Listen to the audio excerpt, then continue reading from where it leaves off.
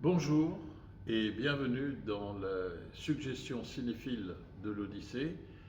numéro 38 aujourd'hui. Comme d'habitude, prenez bien soin de vous, respectez la distanciation sociale, pratiquez la proximité cinéphile et en même temps exercez votre vigilance démocratique pour ne pas risquer d'être infantilisé. Je commence par une parenthèse. Cette suggestion se déroule juste après l'intervention du Premier ministre qui, je dois dire, doit être saluée puisqu'elle pose les bases d'un débat démocratique qui remplacera peut-être, j'espère, la cacophonie qui a pu exister par le passé récent. Et donc, il faut saluer cela et en même temps, après, débattre pour voir s'il y a des choses qui peuvent être perfectionnées et retenir ce qui est de bon dans les propositions qui nous ont été dites par le Premier ministre à l'Assemblée nationale. C'est la force de la République française que d'être capable de servir de cadre à un débat républicain et démocratique. Aujourd'hui, je vais vous parler d'un film qui lui aussi est un chef-d'œuvre du cinéma soviétique. Le film s'appelle Le 41e et il a été réalisé, c'est d'ailleurs son tout premier film par un jeune qui est né en 1921, donc il a la trentaine en 1956, qui s'appelle Le 41e et le réalisateur s'appelle Grigory Tchoukrai. Tchoukrai est né en 1921 et il a été un combattant très héroïque durant la Deuxième Guerre mondiale, tout jeune, il était dans les forces parachutistes, si j'ai bonne mémoire, et il nous livre là un film qui est bouleversant.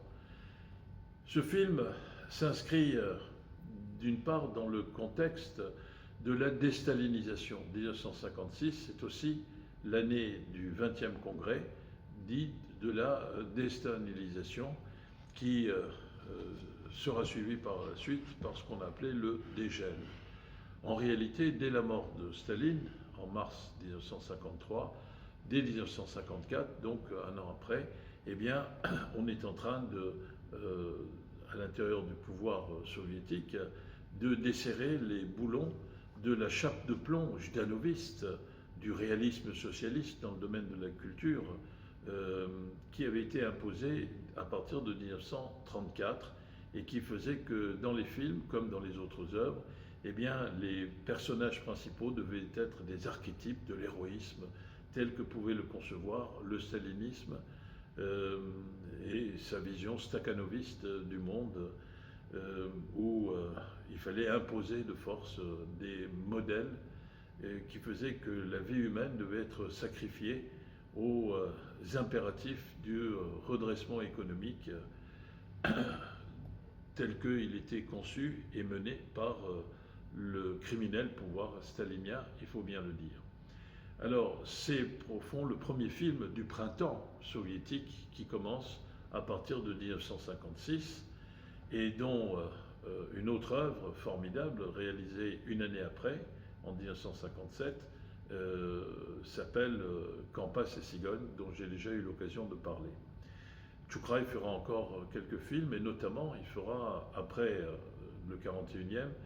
il fera La Ballade du soldat, qui lui aussi, ce film, est un véritable chef-d'œuvre dont j'espère on aura l'occasion de vous parler. Cette œuvre en fait est un remake, puisque déjà en 1927, il y avait eu, en tant que cinéma muet à l'époque, eh bien, une première version qui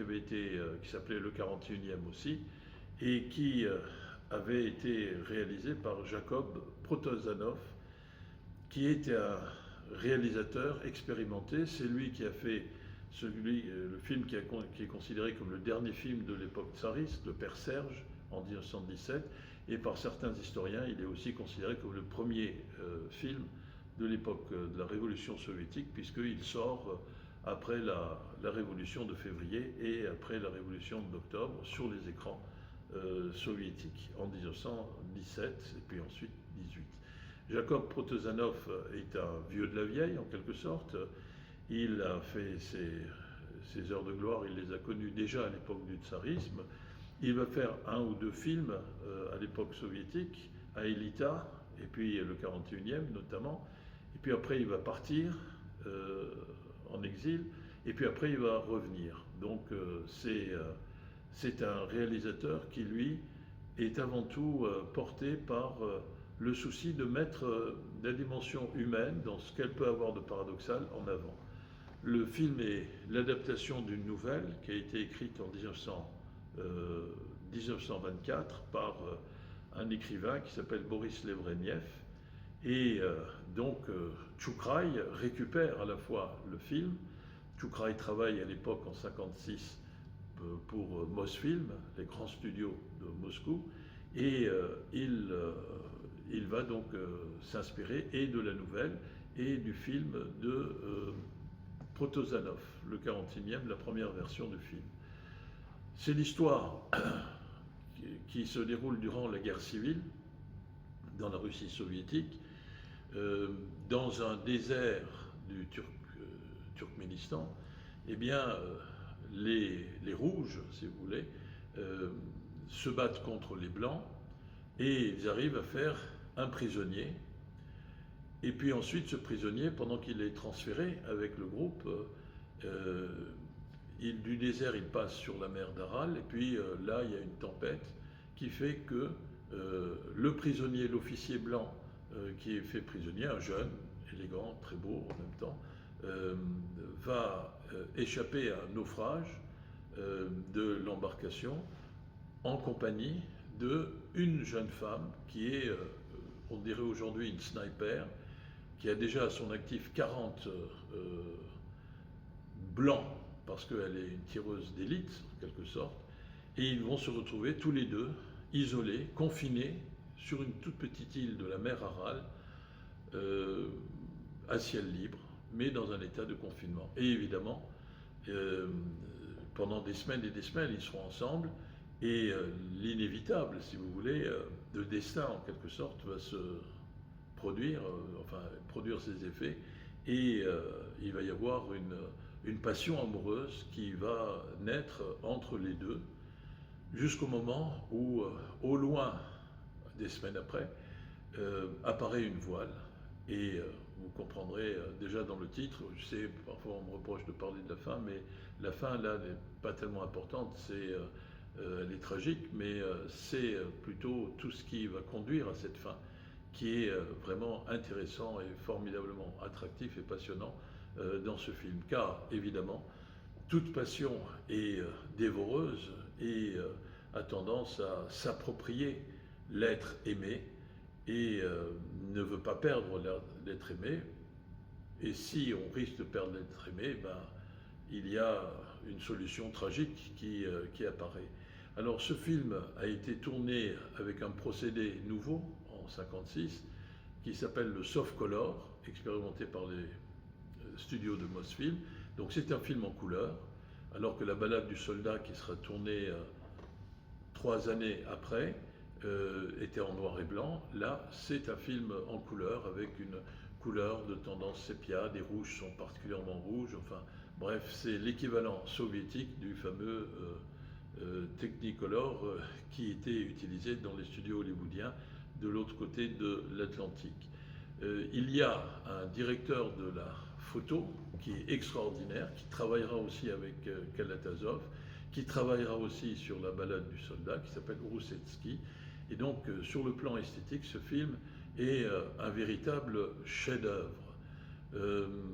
C'est un rythme, et puis en même temps, il y a une dimension quasi documentaire, puisque la mer d'Aral, aujourd'hui, à cause du manque total de respect vis-à-vis de l'environnement, est devenue en partie asséchée et est devenue un véritable désastre écologique. Eh bien, on pourra voir un peu quelle était la situation de cette très belle mer d'Aral à l'époque, en 1956, au moment du tournage de ce film. Un film qui refuse le manichéisme et qui, je le dis, même si ça peut faire tiquer certaines personnes, eh bien, incarne un humanisme soviétique. Au fond, quel que soit le camp opposé dans lequel l'on est, eh bien, une histoire d'amour est possible parce qu'avant tout, nous sommes des êtres humains et que nous sommes aussi portés par une intelligence du cœur qui a des raisons que la raison ne connaît pas forcément ou que les choix politiques ne connaissent pas forcément. C'est un film bouleversant, c'est une histoire d'amour qui se termine de façon tragique, mais qu'il faut voir, et en même temps, c'est une grande leçon d'humanité, de la même manière que le premier film était déjà en 1927 une leçon d'humanisme, puisque, et de même que la nouvelle qui avait été écrite en 1924, on peut défendre le camp auquel on appartient, même quand il y a la tragédie que constitue une guerre civile tellement coûteuse en cruauté et en disparition tragique des êtres, mais en même temps, eh bien, il y a dans cette fenêtre d'azur ouverte sur les possibilités d'amour, il y a l'énergie qui nous permet de croire en le futur de l'homme, qui est capable du pire, bien sûr, mais qui est capable aussi, momentanément, du meilleur, avec les fulgurances de lumière qui accompagnent ce meilleur, même si ce sont des fulgurances qui sont passagères et qui s'épuisent dans le mouvement même de leur accomplissement. C'est le paradoxe de l'être humain. C'est un grand moment de cinéma, c'est un grand moment d'humanisme que je vous invite à voir, toutes affaires cessantes. Alors, pour la petite histoire ou pour les détails, vous pouvez consulter la première version du 41e de Protozanov sur YouTube, c'est gratuit. Pour ce qui concerne la deuxième version, celle dont je parle aujourd'hui, de Grégory Tchoukrai, eh bien vous pouvez le consulter via Allociné ou d'autres sites, ou encore un site qui a été fait par la Russie, qui s'appelle Kino Glass, et si vous tapez le 41e, vous pourrez en principe voir ce film sur ce site. C'est une grande chance que de voir et de revoir ce film. Je vous souhaite un très bon visionnement, continuez à respecter toutes les règles qui s'imposent, et je vous donne rendez-vous à très bientôt. Merci, au revoir.